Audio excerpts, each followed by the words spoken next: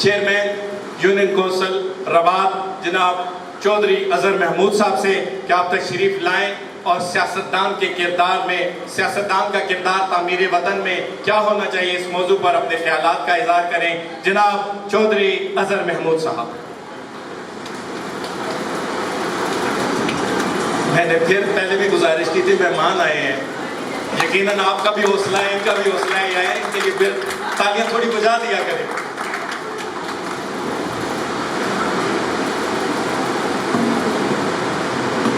بسم اللہ الرحمن الرحیم۔ شروع اللہ تعالیٰ کے پاک نام سے جو بڑا مہربان اور نہایت ہی رحم فرمانے والا ہے۔ میں سب سے پہلے تو سب دوستوں سے التماس کروں گا کہ ایک دفعہ درود ابراہیمی پڑھ لیں۔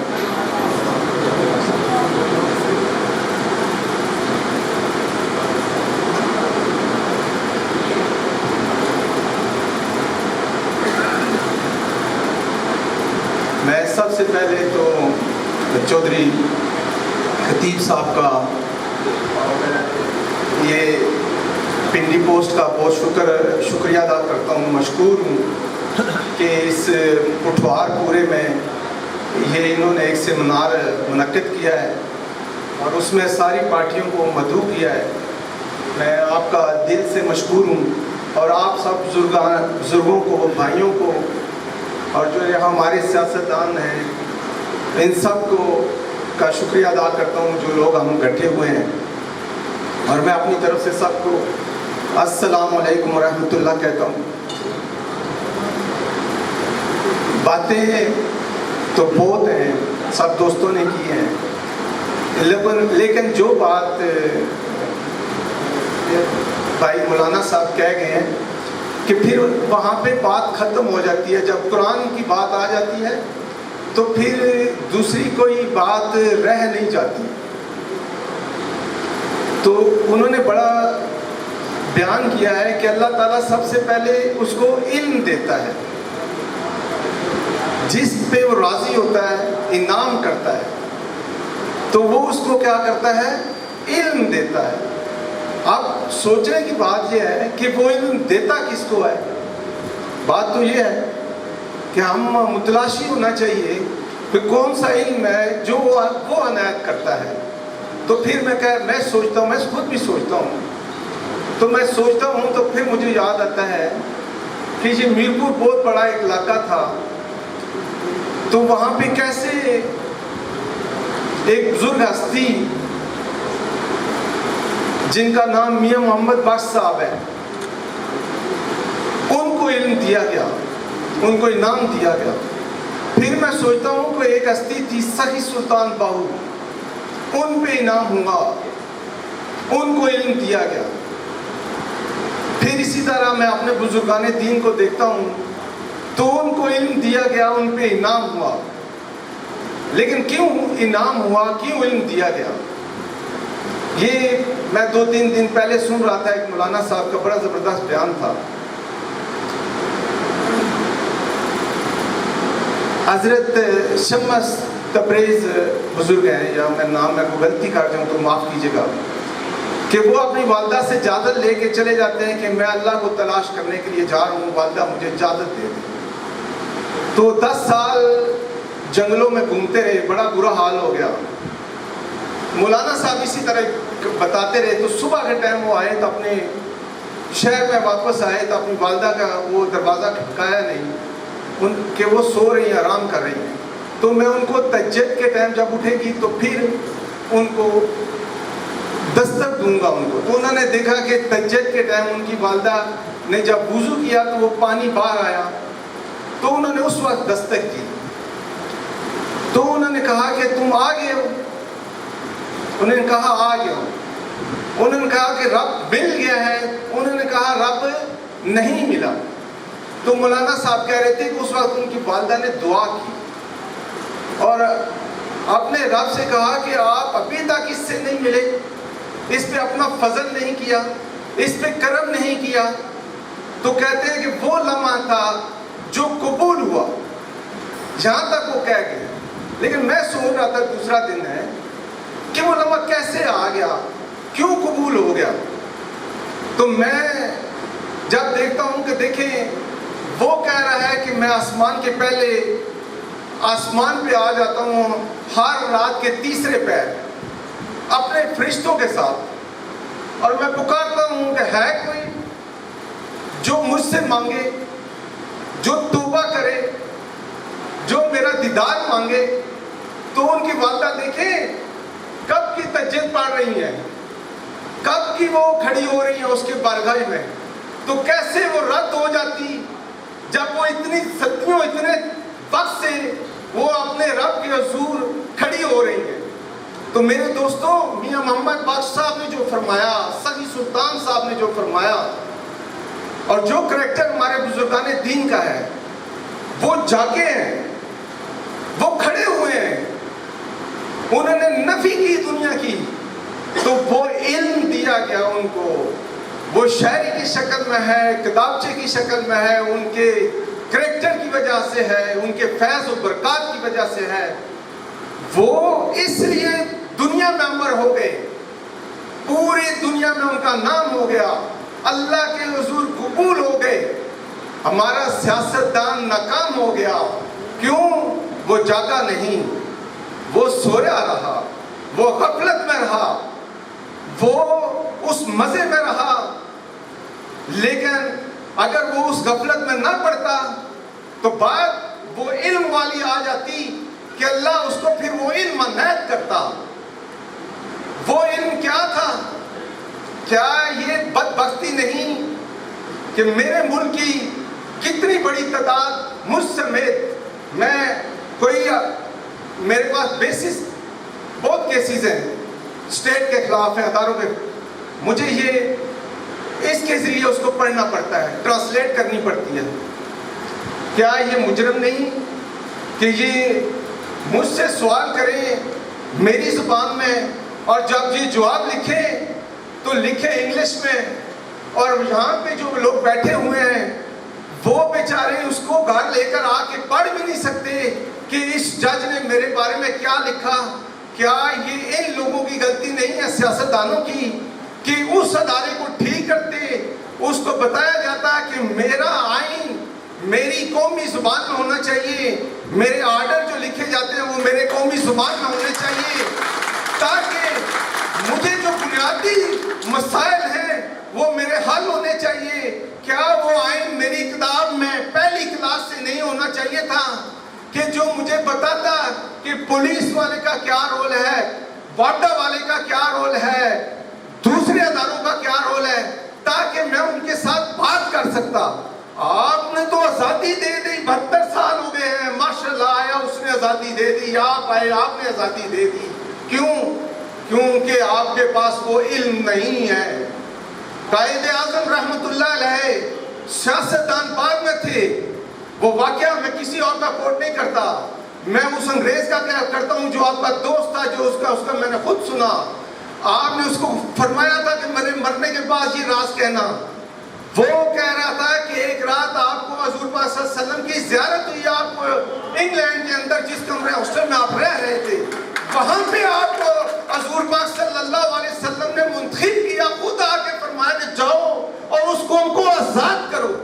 کیا کوئی سیاستدان آج کا ایسا ہے کہ جو یہ کریکٹر رکھتا ہے کہ اس کو آپ سرکار صلی اللہ علیہ وسلم چلے اشارتاً ہی کہہ دیں جاؤ میری قوم کے حالات بدل دو؟ نہیں، کوئی نہیں ہے۔ تو اس لیے میں ان لوگوں کو سب سے پہلے قصوروار تصور کرتا ہوں۔ کیوں؟ کہ یہ جب یہاں سے منتخب ہو کے جاتے ہیں تو یہ جھوٹ بولتے ہیں آپ کے ساتھ، یہ وعدہ خلافیاں کرتے ہیں آپ کے ساتھ، یہ دھوکے سے بیان کرتے ہیں۔ سیم اسی طرح جس طرح منڈی رواد میں چھوٹا تھا تو دیکھتا تھا، وہ کہتا تھا سارے دان ٹھیک ہو جائیں گے، آپ کے یہ میرا منجن ہے، یہ اپنا منجن بیچ کے جاتے ہیں، اور اس منجن کوئی بھی سیاستدان ہے، میں کسی ایک پارٹی کا نام نہیں لے رہا ہوں، تو وہ منجن آپ لے کے چلے جائیں، لیکن وہ جو کہہ رہا ہوتا ہے کہ یہ منجن میرا بڑا کارآمد ہے، تو اس کے اپنے دان ٹوٹے ہوئے ہوتے ہیں۔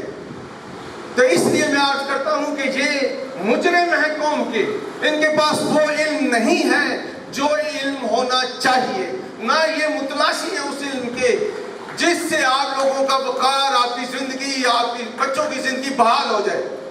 کیا یہ دکھ کی بات نہیں ہے کہ پاکستان کے جتنے وزیر خزانہ آئے وہ آپ لوگوں کے ساتھ جھوٹ بول کے چلے گئے؟ یہ دکھ کی بات نہیں. انہوں نے کہا جی پاکستان میں ڈالر ختم ہو گئے. کیا کوئی سیاستدان, آپ لوگوں سے میں سوال کر رہا ہوں, کیوں ڈالر ختم ہو گئے؟ آپ کو پتا ہے کیوں ڈالر ختم ہوئے ہیں؟ کوئی ہے مائی کا لال بتانے والا سچ؟ میں کہہ دیتا ہوں آپ کو, کسی سیاستدان کے پاس وہ علم نہیں ہے. 10 لاکھ بچہ آپ کا یورپ گیا ہے, دنیا کے دوسروں ملکوں میں گیا ہے. میں نہیں کہہ رہا, یہ ادارے رپورٹیں کر رہے ہیں. میرا بچہ گیا ہے آسٹریلیا پڑھنے کے لیے.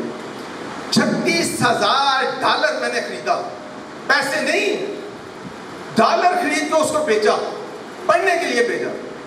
آپ 10 لاکھ کو, یہاں پہ میرے ٹیچرز بیٹھے ہیں, آپ لوگ کسی پاس کیلکولیٹر ہے وہ مجھے صرف وہ اعداد و شمار نکال کے دے دے. چلے میں آپ بیٹھے نا, 10 لاکھ بچہ چلے 16,000 ڈالر ہی دے کے گیا ہے. کیلکولیٹر نکال لیں, ایک سال میں کتنا ڈالر آپ نے باہر بھیجا ہے. ابھی کر لیں, کوئی بندہ ہے کوئی ٹیچر اس کا میتھ کا, بڑی مہربانی ہوگی وہ بتا دے کہ کتنا ڈالر گیا ہے. اربوں ڈالر چلا گیا. آپ چلے بتائیں کوئی. پھر ابھی 1.5 کروڑ میں فیملیاں انگلینڈ جا رہی ہیں, کینیڈا, کیا دے رہی ہیں؟ پاؤنڈ دے رہی ہیں. تو آپ کے وزیر خزانہ نے آپ کو بتایا. اسی طرح جن لوگوں نے ڈالر خرید کے گھروں میں رکھے ہیں, کیا یہ حقائق آپ کو بتا رہے ہیں؟ نہیں, کیونکہ ان کے پاس وہ علم نہیں ہے. یہ وہ رات کے لیے جاگ نہیں رہے, یہ رو نہیں رہے.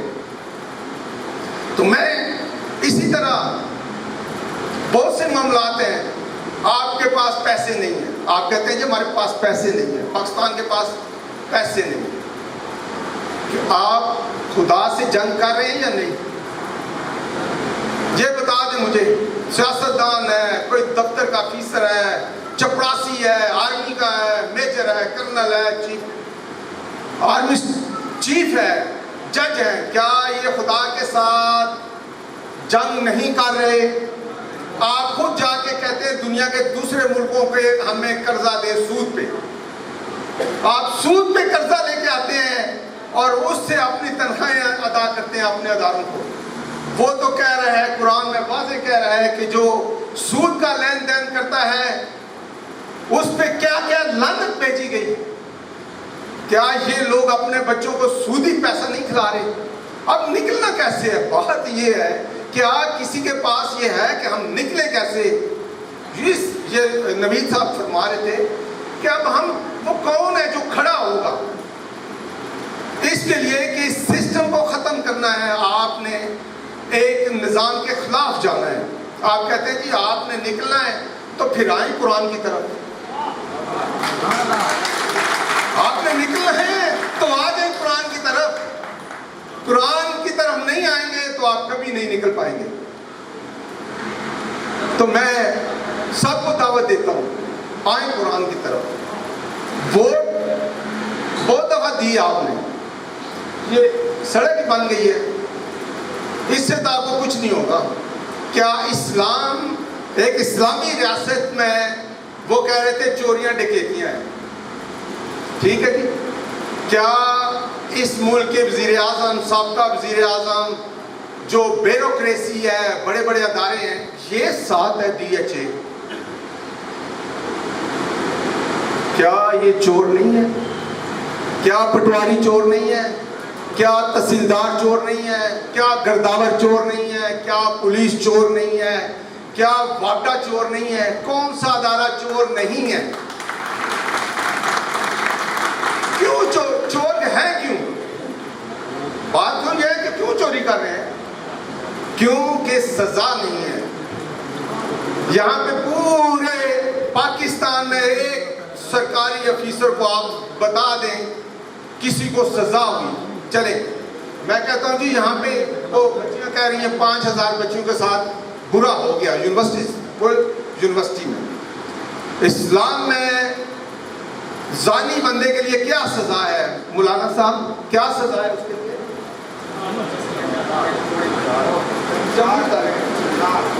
ہے پاکستان میں کبھی دیکھا؟ چور کی کیا سزا ہے آپ کے دین میں؟ کسی کی ہاتھ کاٹا کسی نے؟ کیوں مذاق کر رہے ہیں؟ پھر آئیں گے ووٹیں لینے کے لیے. میں دیکھیں میں نے اسی لیے سر میں دیکھیں آپ جن لوگوں کو شوق ہے نا کہ پاکستان کیسے بدلے گا، اب مجھ پہ کیا کیا اس نے، میں اپنے کرم کی بات کروں جو اس نے کیا ہے.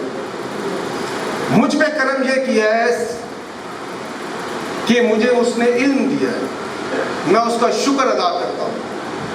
جو آیت مولانا صاحب فرما رہے تھے شاید میں نے بھی صبح پڑھی ہے، اور اس کے آگے ایک فکرہ ہے جس میں وہ کہہ رہا ہے کہ جو مال ہم نے آپ کو دیا ہے اس مال کو خرچ کریں. اب وہ یہ کہہ رہا ہے کہ جو مال ہم نے دیا وہ کس پہ خرچ کریں؟ ان لوگوں پہ. کیا یہ جو مال ہے آپ لوگوں پہ خرچ ہوتا ہے؟ تو کیسے آپ اس ملک کو بدلیں گے، اس نظام کو؟ وہ کہہ رہے تھے جی یورپ کی سطح پہ، فرانس، زید بھائی کہہ رہے تھے فرانس امریکہ اس کی سطح پہ چلے گئے. آپ کیسے اس کی سطح پہ جا سکتے ہیں جب آپ کے ملک میں قانونیت انطاق ہے؟ آپ نے خزانے بھرنے ہیں تو یہ میری گاڑیوں میں آتے ہیں، میرے گھر میں ہے، یہ میرا زیور ہے. جس طرح ایک عورت ہے نا شادی میں جائے تو وہ اپنا سب سے قیمتی زیور پہن کے چلی جاتی ہے، یہ میرا زیور ہے. یہ آپ لوگوں کا وہ خزانہ ہے جو آپ کو نہیں پتا. انتہا کی دیکھیں کیا ہے، یہ اس گورنمنٹ کے دور میں میرا ایک سیکٹری ہے، اس کی کرپشن کیا اس نے. اس کے پاس تقریباً وہ جو کہہ رہے ہیں وہ 22-25 کروڑ کہہ رہے ہیں کہ اس کی پراپرٹی ہے، نیب کہہ رہا ہے. میں کہہ رہا ہوں 1 ارب روپے کی اس کی پراپرٹی ہے. جیل چلا گیا، سپریم کورٹ سے جیل میں رہا 25 مہینے. اب بحال ہو گیا. بحال کیسے ہوا؟ یہ جو کہتے ہیں نا لوگ جی پیسے دے کے آتے ہیں، لوگ یہاں پہ ڈی سی لگتے ہیں، چیف کمشنر لگتے ہیں، اے سی لگتے ہیں، تو پھر اسی طرح وہ پیسے پورے کرتے ہیں. یہ آرڈر ہے، اگر کسی کو پڑھنا ہے تو مجھ سے لے لے. اور یہ سیکٹری بحال ہو گیا، بڑی عزت سے بحال ہو گیا. 3 یونین کونسلیں دے دیں گے. کیا یہ نظام کے منہ پہ تماچا نہیں؟ میرے منہ پہ تماچا نہیں، اس عوام کے منہ پہ تماچا نہیں. یہ ڈیٹیل ہے اس کی پراپرٹی کی. یہ 4 اے سی ہے اسلام آباد کی، وہ گرتی ہے. کیا رہا ہے نیب کہ یہ اس میں ملبس ہے چوری میں ساری. یہ پراپرٹی کیا ہے؟ مالیت دیکھیں، 4 کنال 8 کنال کے بیلے دیے چاہیے میں اس کے گھر، اس کے بچیوں کے کمرشل پلازے. مالیت